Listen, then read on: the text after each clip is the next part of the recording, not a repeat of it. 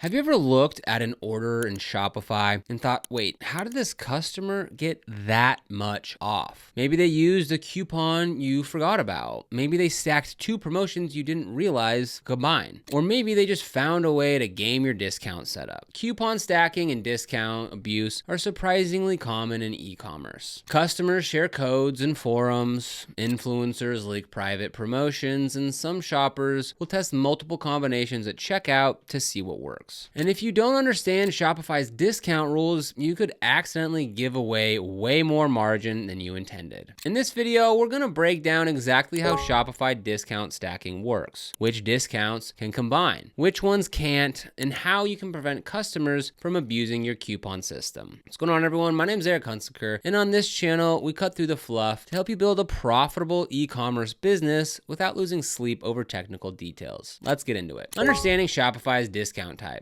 So before we talk about stacking rules, it's important to understand the different types of discounts that Shopify supports. Most Shopify stores rely on two primary discount formats. The first is discount codes. These are the classic promo codes that customers enter at checkout. Things like Save 10, Welcome 15, or influencer-specific codes. Discount codes are great for targeted promotions, influencer partnerships, email campaigns, or limited time offers. The second type is automatic discounts. Instead of entering a code, automatic discounts are applied when certain conditions are met. For example, spend $100 and get 10% off. Buy 2 items and get the third free. Add a specific product and receive a discount. Automatic discounts reduce friction because customers don't need to type anything at checkout. But where things get interesting is how these different discounts interact with each other. Shopify discount combinations explained. A lot of older Shopify advice says that discounts can't stack, but that's no longer completely true. Shopify now allows discount combinations depending on how each discount is configured. Here's the key rule. Customers can use up to 5 product or order discount codes, plus 1 shipping discount code on a single order if the discounts are configured to allow combinations. However, that doesn't mean that every discount will automatically stack together. When you create a discount in Shopify, there's a setting called Combine with Other Discounts. If that box is checked, the discount can potentially stack with other eligible discounts. If it's unchecked, that discount will apply by itself. This is one of the most important settings to review when trying to prevent coupon abuse. How Shopify applies multiple discounts. When multiple discounts are eligible, Shopify applies them in a general sequence. Typically, the order looks like this. First, product level discounts apply to specific items. Next, order level discounts apply to the entire cart. Finally, shipping discounts are applied if they exist. So, for example, imagine a customer buys a product that has a 20% product discount. Then they apply a code for 10% off their order. Shopify will usually apply the 20% product discount first, then the 10% order discount on the remaining total. This means stacking discounts can sometimes produce much larger savings than expected. That's why combination settings matter so much. Automatic discounts behave slightly differently. Shopify allows up to 25 active automatic discounts, but they don't always combine with each other. So whether an automatic discount stacks with another discount depends on the discount type, eligibility rules, combination settings. So for example, an automatic product discount may combine with a shipping discount, but it might not combine with other product discounts. Because the behavior varies depending on how discounts are configured, it's always important to test your promotions before launching them. Why coupon abuse happens. Now let's talk about why coupon abuse actually happens. In most cases, it's not malicious. Customers simply experiment. They try multiple codes, they check deal websites, they copy influencer links. And sometimes those combinations work. For example, a customer might apply a 10%